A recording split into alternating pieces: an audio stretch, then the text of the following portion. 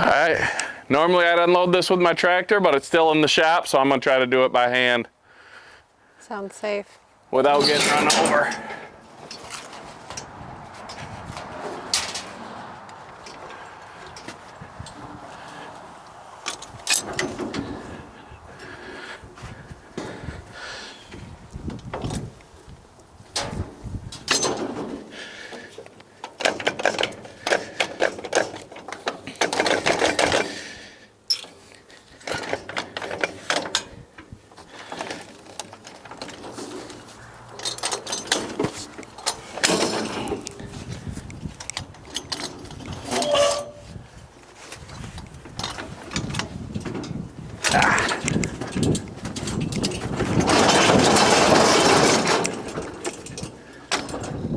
Whew, success. Didn't get run over.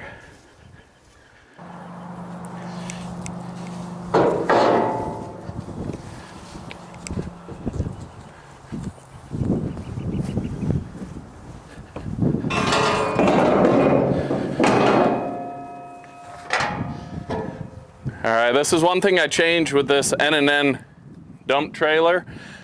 These ramps aren't cheap, and when you get them, there's just a pin that goes through and holds them on, and they could be grabbed by somebody. So I just bought some hitch locks that fit, and I lock them in.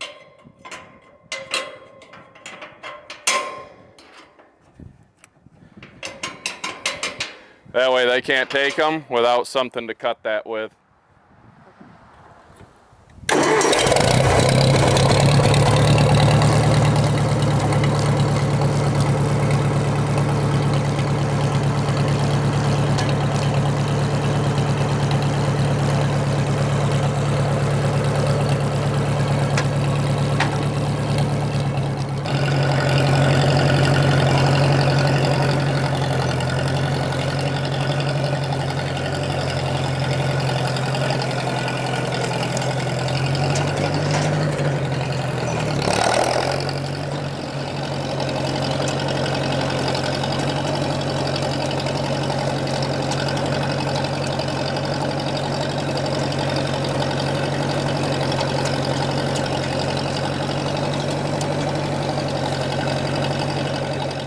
Hey everybody, welcome back to Hardworking Man. Today Rachel and I are out on our property salvaging ash from the forest floor.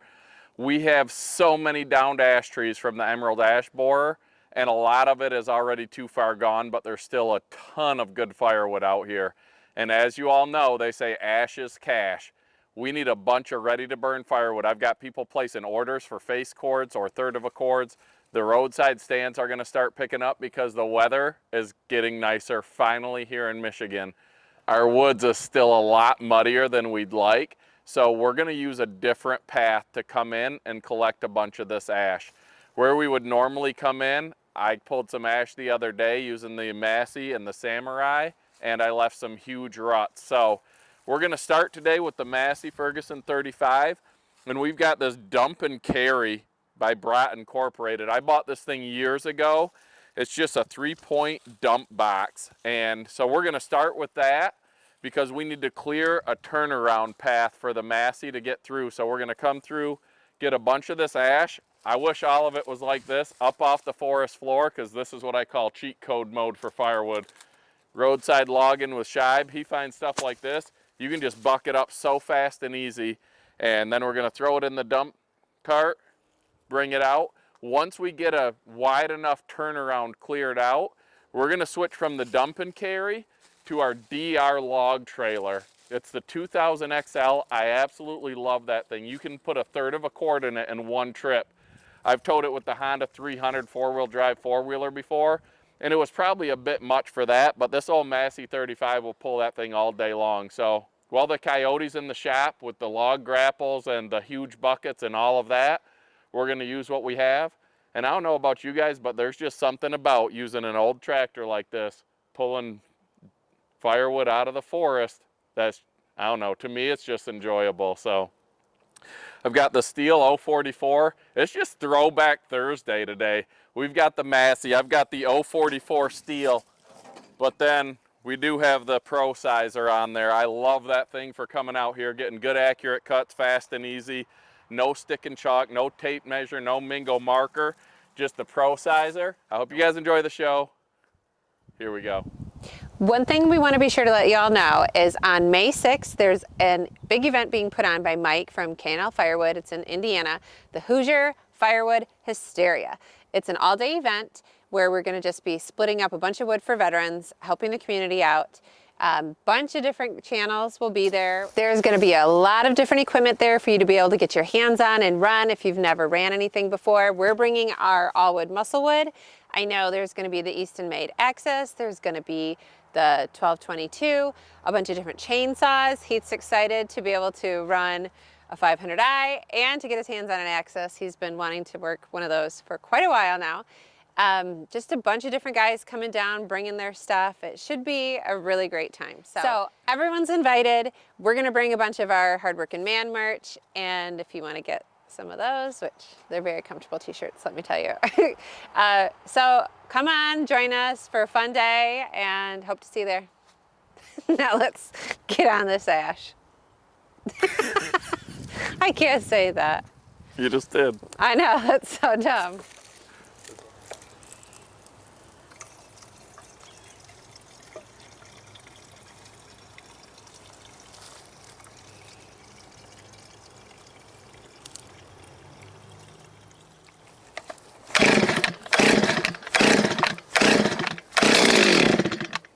This thing's starting like a Husqvarna today. It doesn't want to go.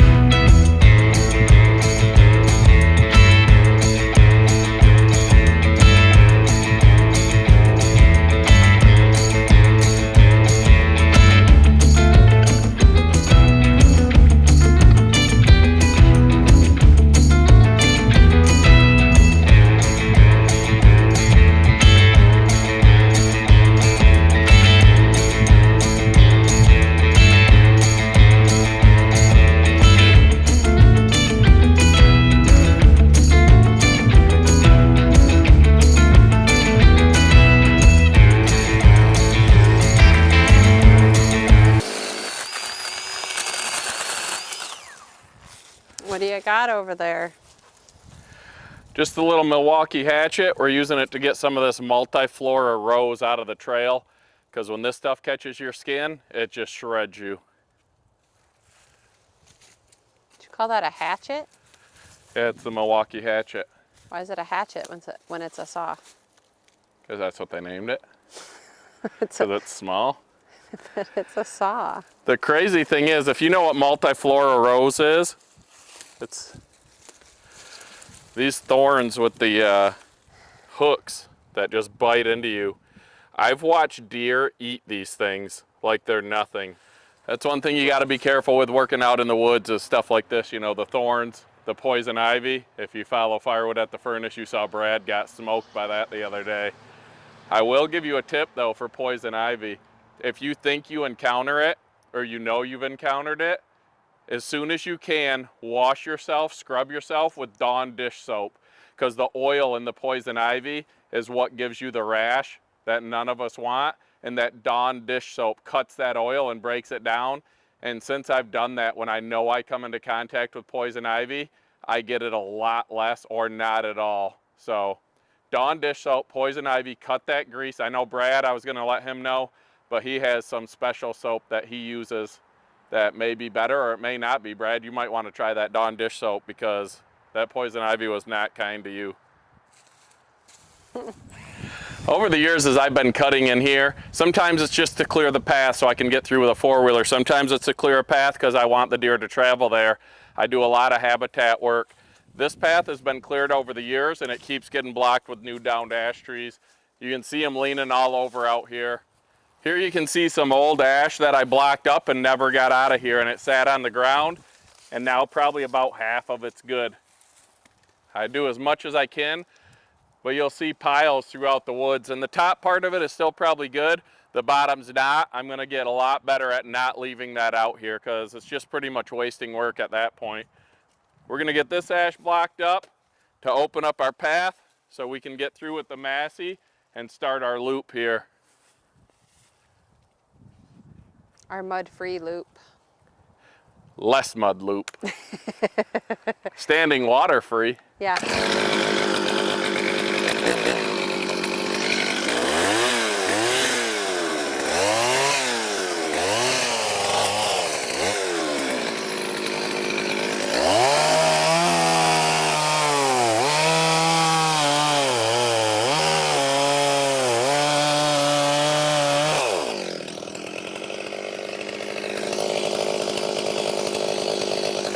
I always carry a wedge with me when I'm bucking up in the woods, because I've seen other guys get their saw stuck sometimes. It's never happened to me because I'm a professional, but if you carry a wedge, it can stop you from having your saw stuck, and then you have to get another saw to cut it out or get the tractor to lift the log, or so I've seen on other people's channels.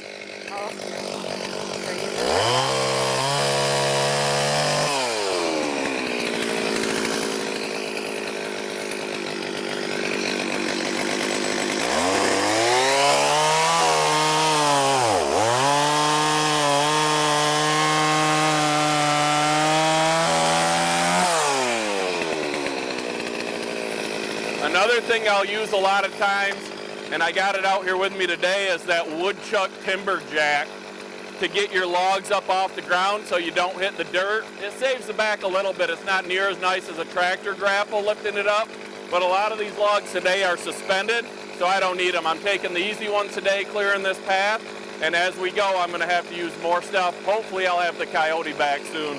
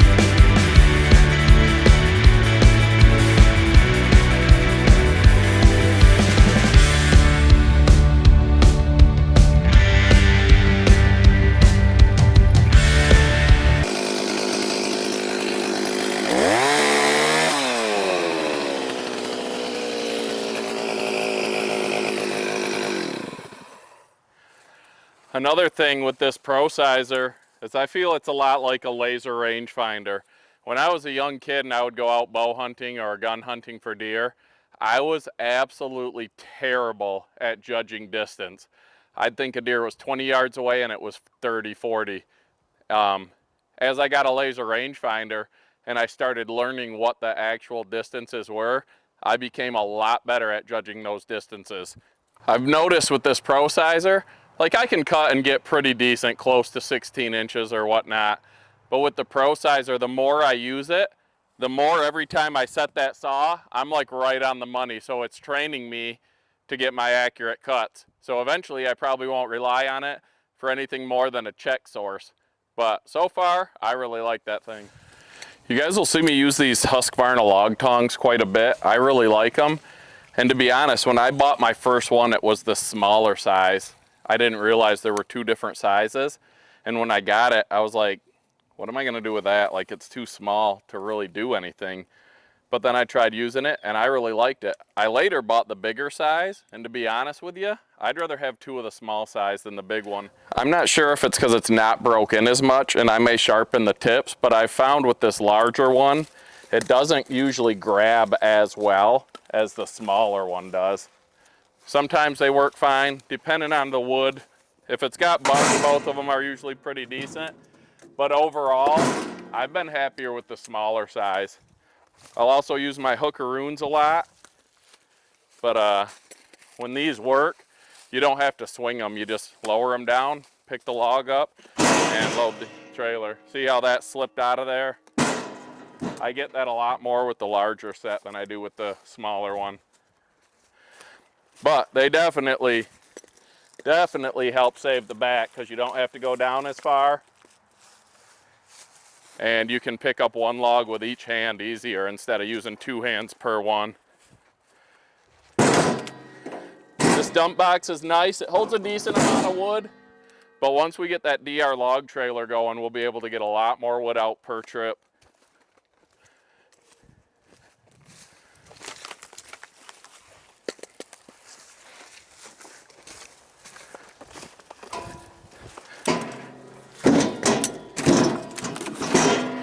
What do you think, Joe? Premium ash, bundle grade?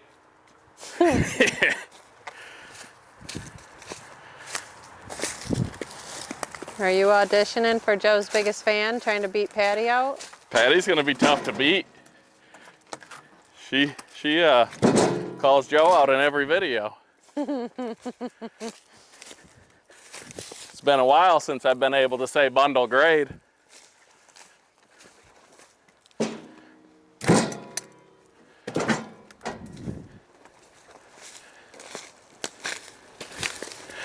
I said this wasn't ash, but it actually might be. Whatever it is, it's nice, dry, ready to go firewood. And it's a hardwood because it's heavy, and I could tell when I was cutting it.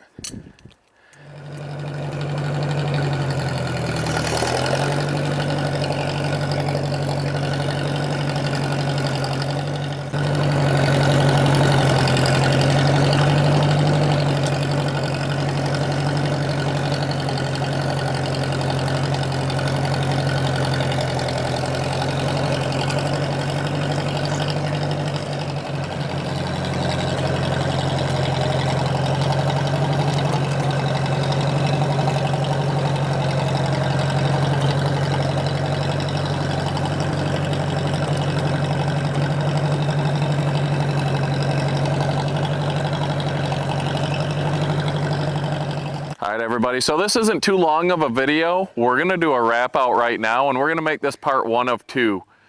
Part 2 of 2 is gonna have Rachel driving the Massey Ferguson. Oh yeah. Filling up that DR log trailer and getting the N&N dump trailer full of that premium ash, bundle grade, ready to go firewood. For the Hoosier Firewood Hysteria, Bill Obermeyer, a lot of you know him, Obi. He sent me an email. He said, hey, I'm gonna be having a campfire, some cornhole, you know, Grilling out. If people want to hang out, have a good time. He's camping at the campground. We're also camping at the campground, and I know a lot of other people are. So if you guys want to do stuff like that, maybe bring a game, bring whatever, just bring a cooler with some cold drinks. We'll be there having fun. It should be a good time. All right, so we'll see you for part 2 coming up soon. Bye.